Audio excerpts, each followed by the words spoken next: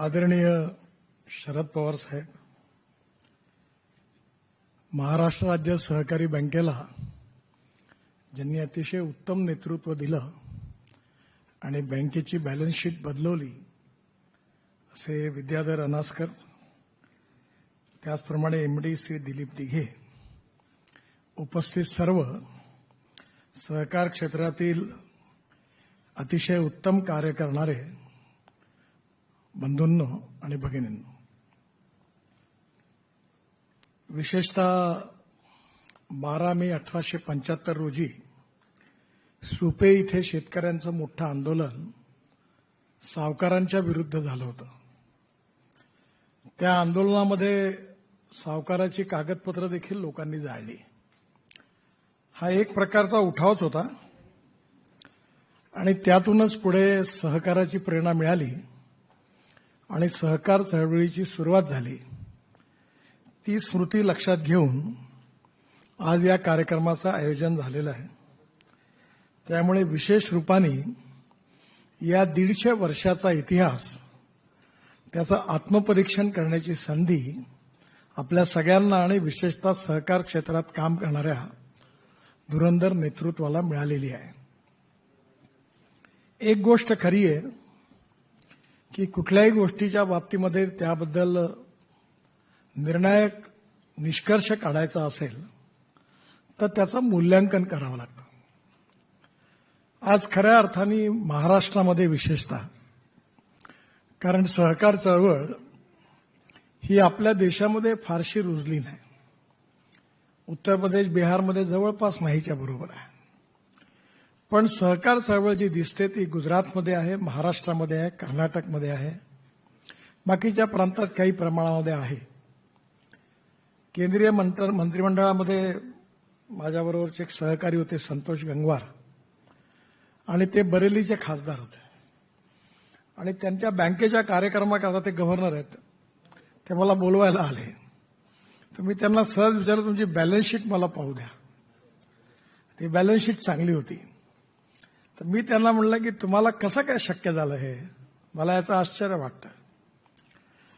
त्यावर त्यांनी मला असं सांगितलं की मी गेल्या अनेक वर्षापासून या बँकेचं काम करत आहे.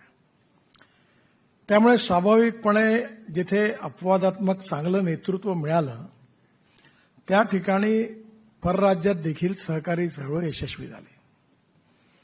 मी ज्यावेळी नव्याने सहकार चळवळीत काम करत असताना आमच्याकडे सुपर बाजार कोऑपरेटिव्हमध्ये उघडले. आता त्याचा टर्नओव्हर 60 कोटी रुपये आहे. 2-3 ब्रँचेस पण झाल्या. त्याच्या एका उद्घाटनाकरता शेतकरी संघटनेचे नेते शरद जोशी यांना बोलावलं होतं आणि ज्यावेळी बोलावलं होतं त्यावेळी आम्ही सगळे काम करत असताना त्यांच्या भाषणात त्यांनी एक गोष्ट सांगितली, ती मी नेहमी लक्षात ठेवली. त्यांनी असं सांगितलं की success in cooperative is not the success of cooperative movement, it is the success of the leadership who leads the cooperative. आणि ही गोष्ट खरी आहे की सहकार क्षेत्रामध्ये महाराष्ट्राच्या इतिहासामध्ये या चळवळीचा सोशो इकॉनॉमिक इम्पॅक्ट काय आहे याचा खऱ्या अर्थाने डिटेलमध्ये अध्ययन करण्याची आवश्यकता आहे.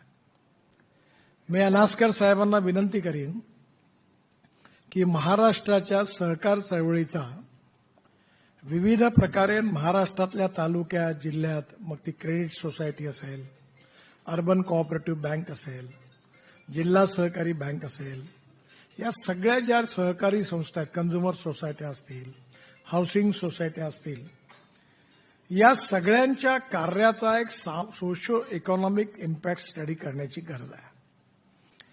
हा याकरता गरज आहे की हा जेव्हा स्टडी होईल त्यावेळी आपल्याला लक्षात येईल की या चळवळीतून काय काय परिणाम झालेला आहे.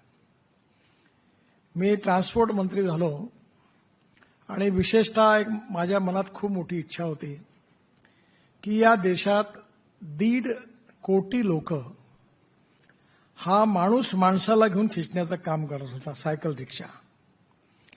आणि आपल्या इथे बिहार, झारखंड आणि विशेषतः बंगालमध्ये अशी स्थिती होती की माणूस आपल्या खांद्यावर जू ओढून माणसं खिचून न्यायचा. आणि ज्यावेळी ही बघितल्यावर माझ्या मनात नेहमी याचं वाईट वाटलं. मी जेव्हा लहानपणी महाराष्ट्र राज्य सहकारी बँक जिथे नागपूरला आहे तियट पुतळ्याला, तिथे एक चढाव आहे. आणि मी माझ्या आईबरोबर ज्यावेळी रेल्वे स्टेशनवर जात होतो त्यावेळी 4 जण बसलेले त्या रिक्षात. आणि त्या रिक्षावाल्याला ओढता येत नव्हता रिक्षा. त्यावेळी तो त्याच्या अंगातून घाम गळत असताना त्याची स्थिती बघून, केविलवाणी स्थिती बघून मनाला खूप वाईट वाटायचं. त्यावेळी पटकन उडी मारायचो आणि मग त्या रिक्षाला मागून ढकलायचो. तेव्हापासून तो प्रसंग माझ्या मनात कोरला गेला होता. आणि म्हणून मी मंत्री झाल्यानंतर त्यावेळी सगळे IIT मधले एक्सपर्ट, ऑटोमोबाईल मधले एक्सपर्ट सगळ्यांची एकत्र मीटिंग बोलावली. आणि मी त्यांना असं म्हटलं की आपल्याला याच्यावर मेकॅनिक्स ड्रिव्हन ई रिक्षा हे नाही तयार करता येत का? तेव्हा त्यांनी सांगितलं की नाही, करता येईल, पण याच्यात अभ्यास करावा लागेल. मी हे काम त्यांना दिलं ट्रान्सपोर्ट मंत्री म्हणून. त्यांनी ई रिक्षाचे अनेक मॉडेल तयार केले. आणि त्याकरता मी अनुमती अशी दिली की बाजारात जे प्रचलित स्पेअर पार्ट्स आहेत निरनिराळ्या कंपनीचे ISI स्टँडर्डचे, ते जोडून तुम्ही तयार करा. ते तयार करा असं मी सांगितलं अधिकृत रेकॉर्डवर. त्यांना सांगितल्यानंतर ज्या कंपनीचे जे स्टँडर्ड पार्ट होते, 2 व्हीलर कंपनी मोठ्या मोठ्या देशातल्या, त्यांना जेव्हा हे लक्षात आलं तेव्हा ते याच्या विरुद्ध हायकोर्टात, सुप्रीम कोर्टापर्यंत गेले. आणि सुप्रीम कोर्टात गेल्यानंतर याच्यावर केस झाली.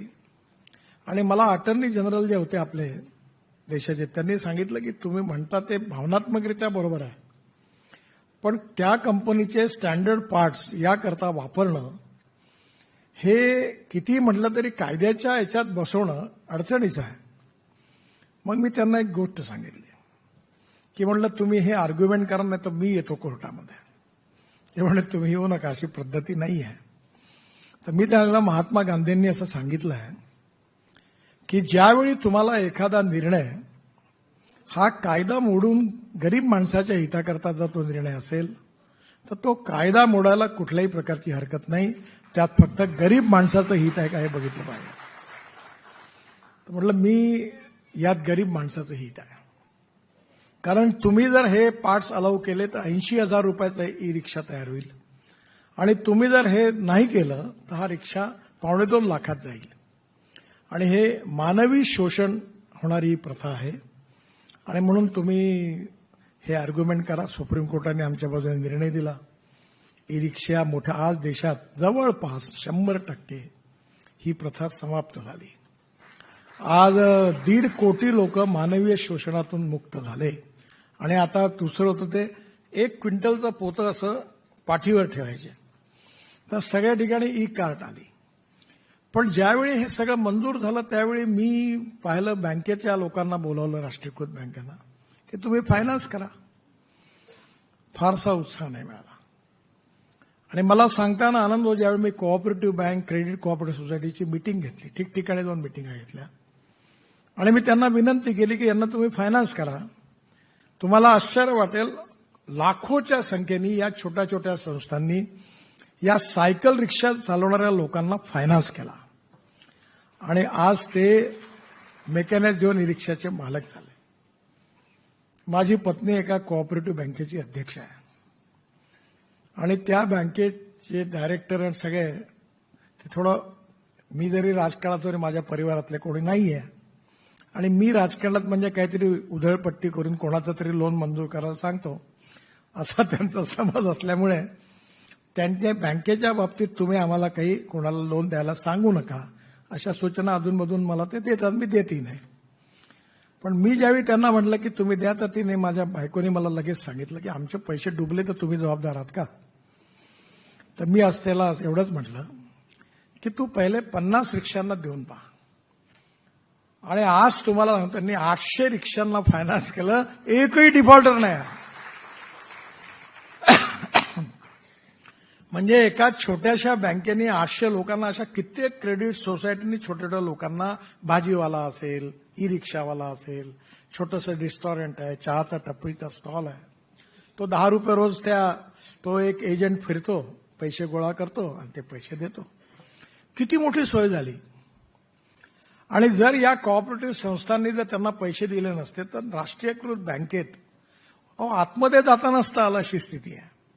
कारण फायनान्स छोटा आहे आणि त्यामुळे आज समाजामध्ये जे सामाजिक, आर्थिक, शैक्षणिक दृष्ट्या दुर्बल आहेत त्या लोकांना संपूर्ण समाजाच्या बरोबर आणण्यामध्ये महाराष्ट्रातल्या सहकारी चळवळींनी कृषी क्षेत्रामध्ये, अर्बन कोऑपरेटिव्ह बँकांच्या क्षेत्रामध्ये, क्रेडिट सोसायटीच्या क्षेत्रामध्ये किती काम केलं आहे आणि हे आम्ही सगळ्यांनी अनुभवलं आहे.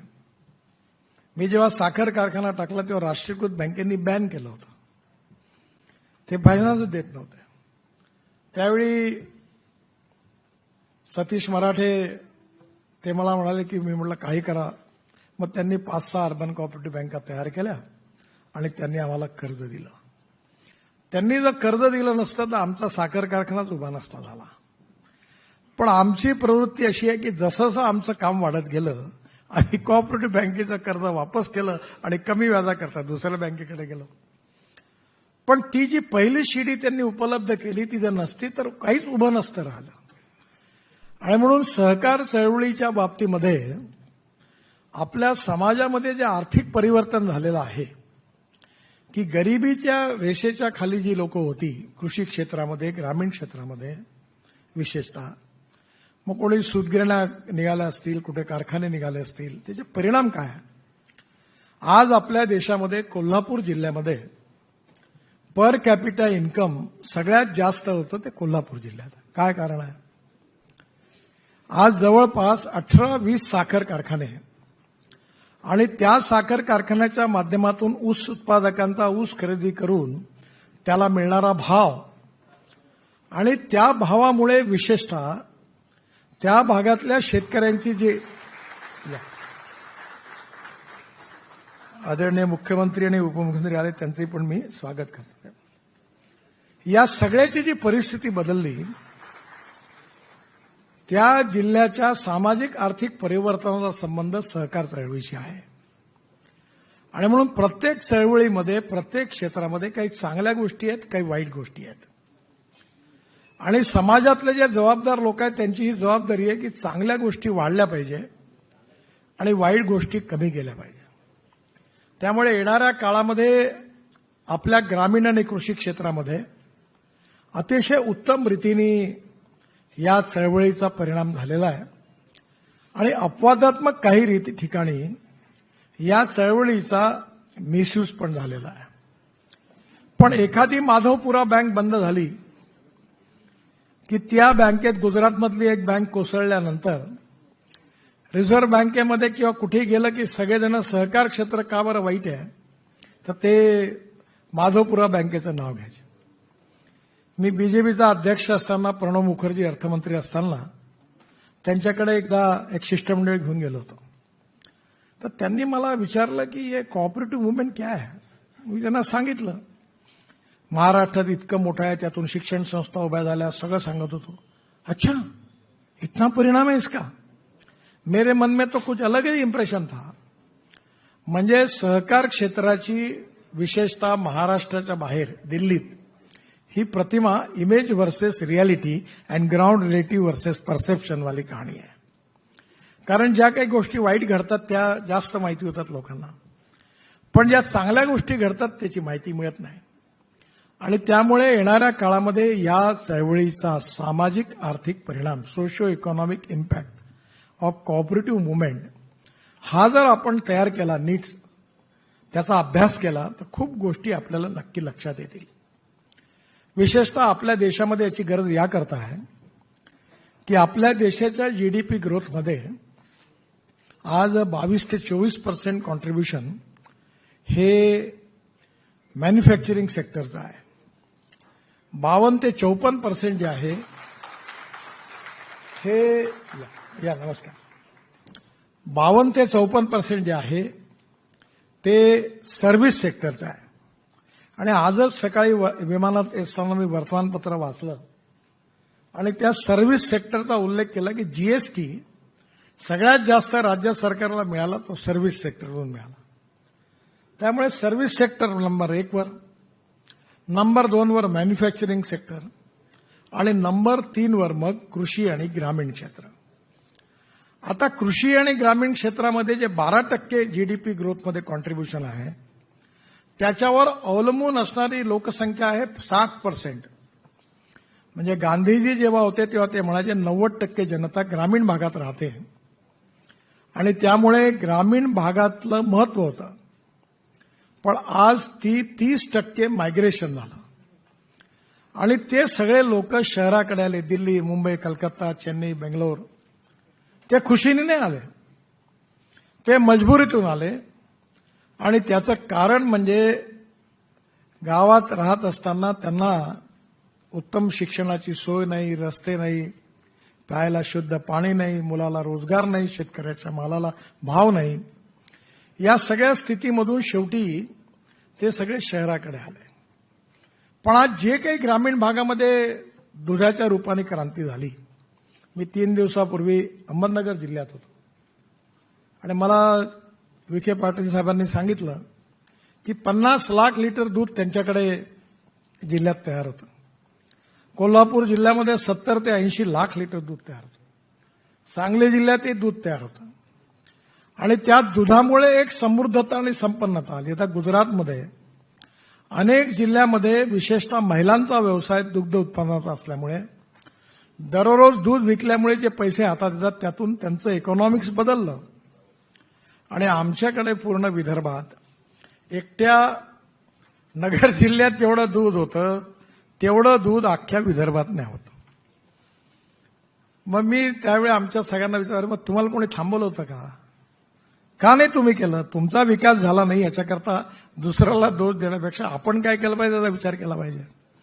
आणि आता मदर डेअरी आणली.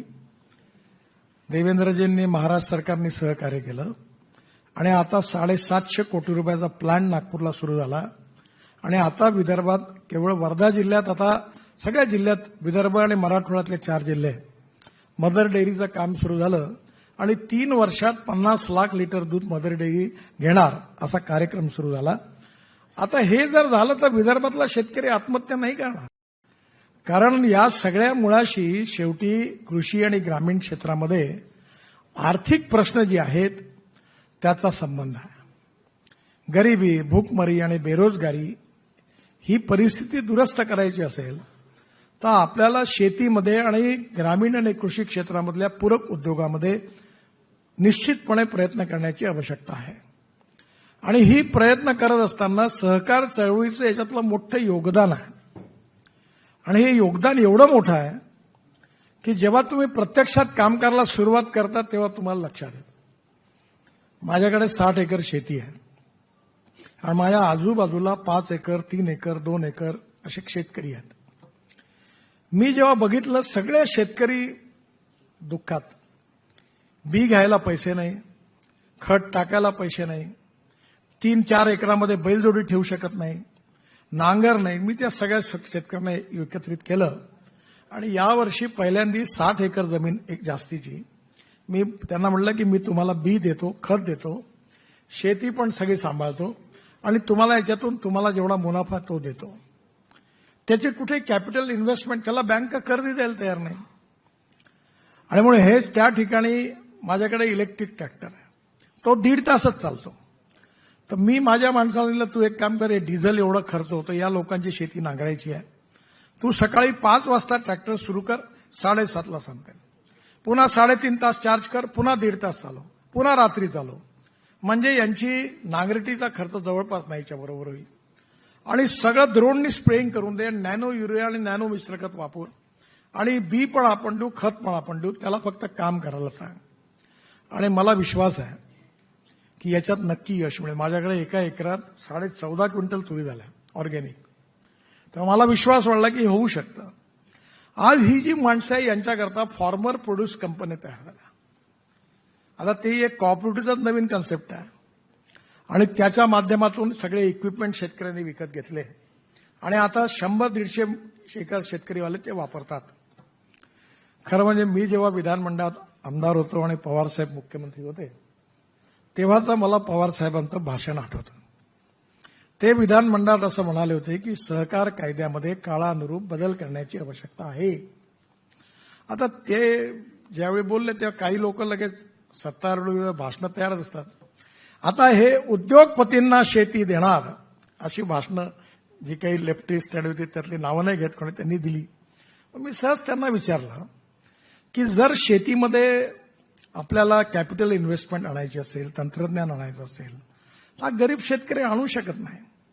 मग हे आणण्याकरता त्यांनी जर म्हटलं की आपण एखाद्याने समजा आज शेतकऱ्याला एकरी 50,000 रुपये त्याला वर्षाचे मिळतात आहे त्या शेतीत, आणि उद्या कोणी तिसऱ्या माणसाने शेती करून प्रॉफिट कमवून त्याचीच मालकी ठेवली आणि त्याला 1.5 लाख रुपये दिले, तर तुमचं काही नुकसान आहे का? फायदा कोणाचा आहे? त्याचं कारण असं आहे की 47 साली आता भावेसाहेब बसले आहेत, त्या काळामध्ये समाजवाद, साम्यवाद आणि पुंजीवाद 3 गोष्टींची चर्चा भरपूर होती. आणि त्यावेळी ही फॅशन होती की मी कम्युनिस्ट आहे, मी समाजवादी आहे, आणि ही सगळ्या चळवळीतली नेती मोठी होती. त्या नेत्यांचं मोठेपण कुठेही कमी नव्हतं. पण मी जेव्हा बीजेपीचा अध्यक्ष असताना चायनाच्या कम्युनिस्ट पार्टीच्या अध्यक्षाने मला बोलावलं होतं भाजपच्या डेलिगेशनला, आणि ज्यावेळी शांघायला उतरलो तेव्हा सगळं शांघाय बदललं. तर मला त्यांनी सांगितलं, त्यावेळी जयशंकर तिकडे होते अँबॅसेडर, ते म्हणाले इथे जे मंगोलियन वंशाचे जे चायनीज आहेत त्यांनी मोठी इन्व्हेस्टमेंट, सगळ्या देशात श्रीमंत आहेत तिकडे जगात, त्यांनी इन्व्हेस्टमेंट दिली आणि त्यातून हे शांघाय विकसित होऊन राहिलं. मग सगळीकडे कॅपिटल सगळं बदललं, फक्त लाल झेंडा होता, विचार बदलले. तर मी त्यांना प्रश्न विचारला की तुमची जी थेअरी आहे मार्क्सची असं आहे, लेनिनची आहे, वर्गविग्रहाची आहे, संघर्षाची आहे, त्यात हे कसं बसतं? ते म्हणाले आम्हाला काय बसतं आणि काय बसत नाही हे माहित नाही, आम्हाला आमच्या देशाचा विकास कशात आहे, जनतेचं हित कशात आहे ते माहिती आहे. आणि त्यांनी लाल झेंडा आणि कार्यालय ठेवलं, बाकी सगळे विचार बदलले. लिबरल इकॉनॉमिक थिंकिंग त्यांनी स्वीकारलं. आपल्या देशामध्ये स्वतंत्र पार्टी होती, त्यांचा विचार लिबरल आर्थिक थिंकिंग आणि अमेरिकन साम्राज्यवादी विचारशी जुळणारा होता. ते एका टोकावर होते. आणि आज जेव्हा आपण सहकार चळवळीचं मूल्यांकन करतोय तर समाजवाद गायब झाला, कम्युनिझम गायब झाला, भांडवलवाद पर्याय नाही आहे. मग स्वाभाविकपणे पर्याय काय आहे? जो सर्वांगीण जनतेच्या विकासाचा केंद्रबिंदूचा पर्याय कोणता आहे? तर तो पर्याय हाच आहे की काळाच्या ओघामध्ये बऱ्याच गोष्टी बदलवण्याची आपल्याला गरज आहे. उद्दिष्ट नाही बदलणार. आणि म्हणून ज्यावेळी विधानमंडळात पवारसाहेब बोलले होते, आता अनायसे मुख्यमंत्री आणि उपमुख्यमंत्री आहेत, आपण आपल्या इथे ज्या शिक्षण संस्था चांगल्या चालतात त्यांचं निकष तयार केले आणि त्यांना आपण डीम युनिव्हर्सिटी म्हणून मान्यता दिली. आज त्यांच्यामध्ये कोणीही सरकार हस्तक्षेप नाही करत, डिपार्टमेंट हस्तक्षेप करत नाही. मग आपण जर असं ठरवलं की मिनिमम सहकारी संस्थेच्या या कॅटेगरी पूर्ण झाल्या तर आम्ही त्यांना स्वायत्तता देऊ. ज्या दिवशी कॅटेगरी कमी होतील त्या दिवशी त्यांना पुन्हा कंट्रोलमध्ये घेऊ. हा जर रिझर्व्ह बँकेने आणि सहकार विभागाने निर्णय घेतला तर चांगल्या गोष्टीला वाव मिळेल. आज कॅपिटल मार्केट आहे, आज एवढं मोठं कॅपिटल मार्केट आहे की मी आता माझ्याच डिपार्टमेंट अनुभव करतो की मी 5-5 लाख कोटीचे कामं वर्षाला करू शकतो. पैशाचीच कमी नाही.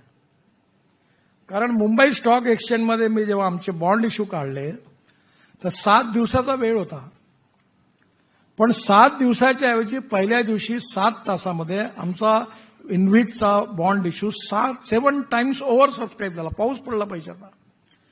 मग आपण जर पब्लिक लिमिटेड आणि कंपनी लॉजमध्ये जे चांगलं आहे ते घेऊ, कोऑपरेटिव्हमध्ये जे घेऊन असा कायदा तयार करू की जी संस्था चांगलं चालेल तिचा शेअर त्यांना मार्केटमध्ये विकू द्या ना. त्याची जर किंमत वाढली, जो चांगलं काम करेल त्याची किंमत वाढेल, जो खाली जाईल तो समाप्त होईल. म्हणजे कुठेतरी स्पर्धा राहील. आता आज काय झालं की मी तरुण होतो तेव्हा उत्साहामध्ये कन्झ्युमर सोसायटी स्थापन केली. देवेंद्रजी आमचे मेंबर आहे. आम्ही त्या काळात मला वाटतं बहुतेक आमच्या सोसायटीचे मेंबर होते. त्यावेळी आम्ही उत्साहात सुरू केली. आता आम्ही एवढे कडक आहोत की चॉकलेट देखील खात नव्हतो. आता प्रॉब्लेम असा झाला की हळूहळू सगळे इकडले तिकडले गेल्यावर काहीच मिळत नाही. बरं, आमच्यातही 2-3 असे ऑर्थोडॉक्स आहे की सोसायटीला फायदा झाला तर मी त्याला म्हणलं 2,000 रुपये व्हिजिट फी देऊ. त्यामुळे हे नाही चालणार म्हणा, ती द्यायला तयार नाही.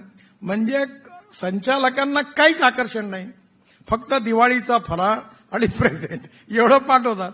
तर मला त्यांनी बोलून दाखवलं की तू या सोसायटीत काम करणं म्हणजे काहीच नाही म्हणे. दिवाळीचा फराळ आणि प्रेझेंट, काही थोडं बहुत काही तर कुठे दौरा न्या, काही न्या, काहीतरी झालं पाहिजे, त्याला बंदी. म्हणून हळूहळू सगळी जनरेशन संपली आता. आणि एक जनरेशन सगळी 70-75 थकल्यानंतर ही वस्तुस्थिती आहे. त्याच्यानंतर माझ्यासमोर प्रश्न आला की आपण स्थापना केलेली संस्था आता अशी आहे, एवढा वाढला, हे कोणीच इंटरेस्ट घेत नाही, काय करावं.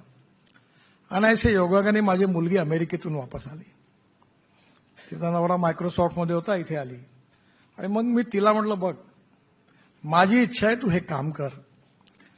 म्हटलं तुला इथून ₹1 नाही मिळणार, रोज 2 तास 3 तास काम करावं लागेल, रिस्पेक्ट मिळेल. म्हणे मी करीन. आता ती 2-3 तास जाऊन काम सांभाळायला लागली. तिच्यावर काही नवीन जनरेशन तयार झाली, हळूहळू काम सुरू, ती सांभाळायला लागली. आमचा प्रश्न सुटला, कारण आकर्षणाशिवाय कोणी काम करायलाच तयार नाही. आणि दुर्दैवाने हे युनिव्हर्सल ट्रूथ आहे की no philosophy can be taught to empty stomach. आणि आता ती काळाच्या ओघात तो काळ संपला, ती माणसं संपली, तो इतिहास संपला. त्याग, तपस्या, बलिदान हे काही नाही. आता म्हणते आमचं काय आमचं काय हा प्रश्न लोक विचारायला लागले संस्थेत. आणि मग आमचं काय, तर आपलं काहीच नाही. तर मग म्हणते कशा करता तुमच्याकडे वेळ घालायचा. त्यामुळे येणाऱ्या काळामध्ये याला पब्लिक लिमिटेड आणि कंपनी लॉज आणि कोऑपरेटिव्ह ऍक्ट याचं मिश्रण करून याच्या शेअरची कॅपिटल व्हॅल्यू वाढवून जेव्हा आपण याला चांगल्या कामाकरता त्याला प्रोत्साहन मिळेल आणि चुकलं तर खाली जातील, तर आपोआप त्याच्यातून सुधारणा होईल. आणि काही गोष्टी अलाउ केल्या पाहिजे की काही. आता मी आमदार असताना आमच्याकडे आम्ही MLA सगळे विदर्भ आणि मेलमध्ये यायचो. त्यावेळी MS कोऑपरेटिव्ह बँकेचा डायरेक्टर AC फर्स्ट क्लासमध्ये यायचा आणि विधानमंडळाचे आमदार AC 2 टायरमध्ये यायचे. आता ते भंडारा जिल्ह्यातले आमच्या इथले रवींद्र दुरुपकर वगैरे आम्हाला भेटायला यायचे, तर ते म्हणायचे तिकडे जा ना बोलायला. आपले भंडाऱ्याचे सहकार चळवळीतले मोठे कार्यकर्ते होते, आता नाही आहेत ते, वारलेत ते. आणि मग आम्ही त्यांना भेटायला जायचो AC फर्स्ट क्लासमध्ये. मग ते आमदारांसमोर विषय, गडकरी साहेब याचं उत्तर द्या. म्हटलं काय, आमदार सेकंड AC 2 टायरमध्ये आणि MS कोऑपरेटिव्ह बँकेचा डायरेक्टर AC फर्स्ट क्लासमध्ये, हा कसा न्याय, याचं उत्तर द्या. तर मी म्हणलं आपलं बरोबर आपण असं करू, आपल्या सभापतींना सांगू का आमदारांना AC फर्स्ट क्लास अलाव करा. नाही नाही, ते आपलं अलाव नाही झालं तरी चालेल, पण त्यांचा कमी करा, हे महत्वाचं आहे. छोट्या छोट्या गोष्टी या परिणाम करत असतात. त्यामुळे येणाऱ्या काळामध्ये जे काल आहे ते आज नाही, आज आहे ते उद्या नाही. कालाय तस्मै नमः. चेंज होतच असतो आणि बदललं पाहिजे, उद्दिष्ट बदलत नाहीत. जसं केशवानंद भारती केसमध्ये संविधानाच्या बाबतीमध्ये सुप्रीम कोर्टाच्या खंडपीठाने निर्णय दिला की salient features of the constitution cannot be change. मूलभूत तत्व बदलू शकत नाही, पण there is a difference between letter and spirit. Spirit बदलणार नाही, सहकाराचं स्पिरिट बदलणार नाही, बदलवता कामा नये. पण काळाच्या ओघामध्ये त्याच्या अनुषंगाने परिवर्तन जे होत आहे ते लक्षात घेता त्याचे निकष करून तिघांचं कॉम्बिनेशन करून काहीतरी प्रॅक्टिकल व्यावहारिक उपाय काढला पाहिजे. आणि उत्तम काम करणाऱ्यांना आपण ऍडव्हान्टेज दिला पाहिजे आणि वाईट काम करणाऱ्याला सिस्टमच्या बाहेर काढलं पाहिजे, तर क्रेडिबिलिटी निर्माण होईल.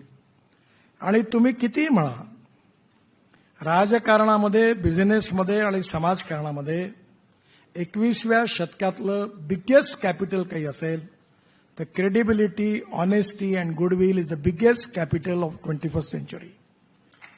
आणि म्हणून जे शरद जोशी सुरुवातीला म्हणाले होते, जे मी सांगितलं की success in cooperative is not a success of cooperative movement, it is a success of cooperative leadership who leads the cooperative. आणि मग अनायसे दादा आहेत, शिंदे साहेब आहेत, देवेंद्रजी आहेत, त्यांना माझी विनंती आहे की काळाच्या बदलत्या ओघामध्ये असा कोऑपरेटिव्ह ऍक्ट जो राज्य सरकारचा अधिकार आहे, कारण हे कॉन्करंट लिस्टमध्ये आहे, त्यामुळे भारत सरकारही आहे आणि राज्य सरकारही आहे. आणि आता बरेचसे प्रोग्रेसिव्ह निर्णय अमित शहानी कोऑपरेटिव्ह डिपार्टमेंट घेतले आहेत.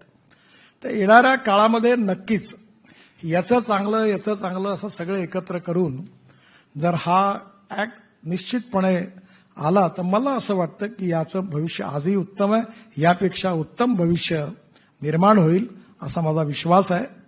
आणि आज कृषी क्षेत्रामध्ये तर उत्तमच परिणाम आहेत, विशेषतः साखर कारखाने, सूतगिरण्या, पण काही गोष्टी ग्लोबल इकॉनॉमीमध्ये आपण आहोत. आता भाव ठरवणं सरकारच्या हातात नाही आहे. मक्याचा भाव अमेरिका ठरवतं, सोयाबीनचा भाव अर्जेंटिना ठरवतं. म्हणजे कापसाचा भाव आपल्याकडे आपण ठरवूच शकत नाही. भात चौकात भाषण करत असताना इतका भाव मिळाला पाहिजे हे बिलकुल सोपी, आम्ही देतच होतो भाषणं. पण ग्लोबल इकॉनॉमीमध्ये डिमांड अँड सप्लायमध्ये भाव ठरणार. आणि त्यामुळे येणाऱ्या काळात स्पर्धेचं जग झाल्यामुळे त्या कसोटीवर टिकवणारं सगळ्या संस्था आणि नेतृत्व यांनी मिळून तसाच कायदा केला तर आपण टिकणार आहोत. आणि नाही केला तर मात्र हळूहळू आपण अडचणीचा सामना करत आयसोलेट होत जाऊ. आणि मग याला कॉम्पिटिशन आहे, व्हॅक्यूम आहे, कोणी ना कोणी ते रिप्लेस करणार. Cooperative society, farmer produce company येणार. आणि मग येणाऱ्या काळामध्ये मला असं वाटतं की उत्स्फूर्तपणे यातली मूलभूत बदलांमध्ये उद्दिष्ट जी आहेत, भावार्थ जो आहे तो न बदलवता स्पिरिट कायम ठेवून पण लेटरमध्ये बदल करून काळाच्या ओघामध्ये आपण नक्की या चळवळीचं सक्षमीकरणही केलं पाहिजे. आणि राज्य शासनाकडून उत्तम काम करणाऱ्यांना समर्थन मिळालं पाहिजे. या दोन गोष्टी यातून झाल्या तर याचं भविष्य नक्कीच उज्ज्वल आहे असा माझा विश्वास आहे.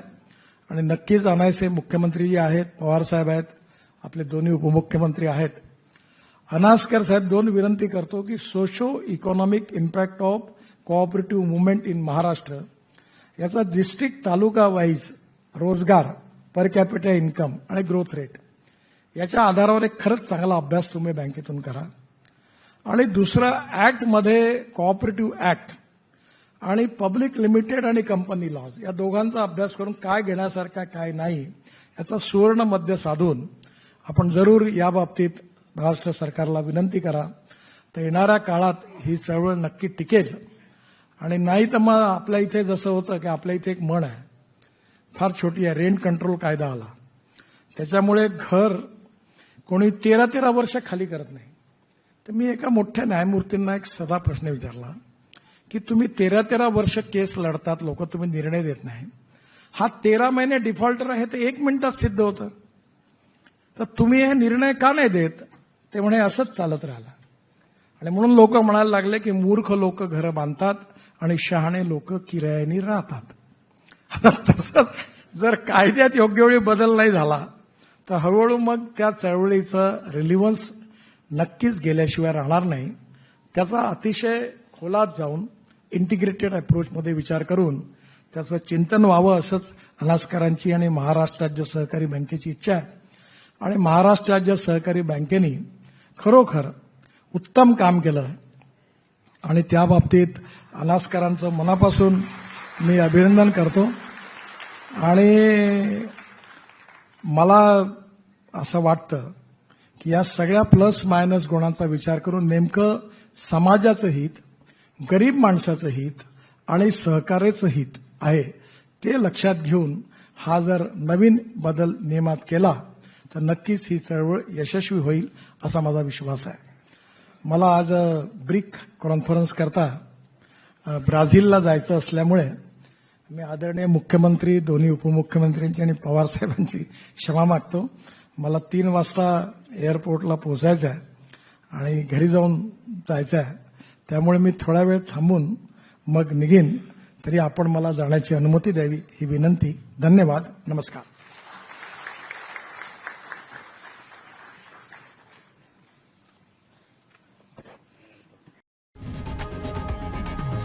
लोकशाही मराठी ऐका, पहा, जागरूक रहा.